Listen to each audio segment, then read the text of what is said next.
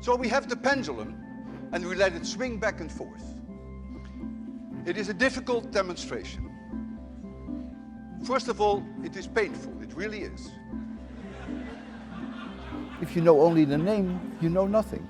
So it's a classic by Feynman. What is important in life is that students experience important milestones in physics, even though later they may not remember the details anymore. I mean, who can remember 10,000 physics equations? I can't. Their life will never be the same. And then I say, all of you have now lost your virginity. That's the part they really like.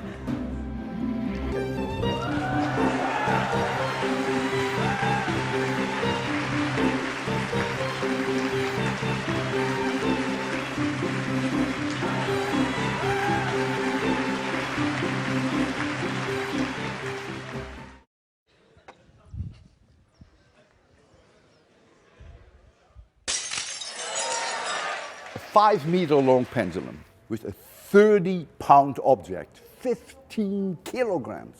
And I hold that object on my chin, and then I let it go. So if I gave it a push, it would come back higher than it was released, and it would be my last lecture, because it would crush my skull. So now the conservation of energy would require that if it comes back to me, it can never get any higher than my chin. And that's what I do. Close my eyes, hold the object, count down, 3, 2, 1, 0. Let it go. The class is silent. And the object comes back and stops right here. Conservation of energy. Physics works, and I'm still alive. With a cigarette and with light in your lungs, you can explain why the sky is blue and why clouds are white. Think about it. On the scale of a human body, you can explain something of the world outside you. Isn't that cute? They've all looked at rainbows, and then I convinced them that they've never really seen it. They've actually been blind. When they looked at the rainbow, they don't realize it, but they were blind. And I opened their eyes.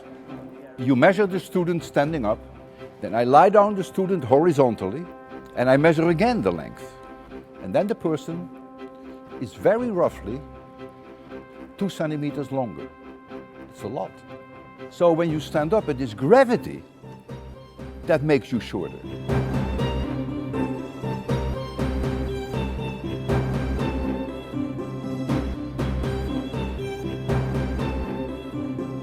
They had bad teachers, so they carry on the bad teaching. It is just, it goes on from father to son to so on.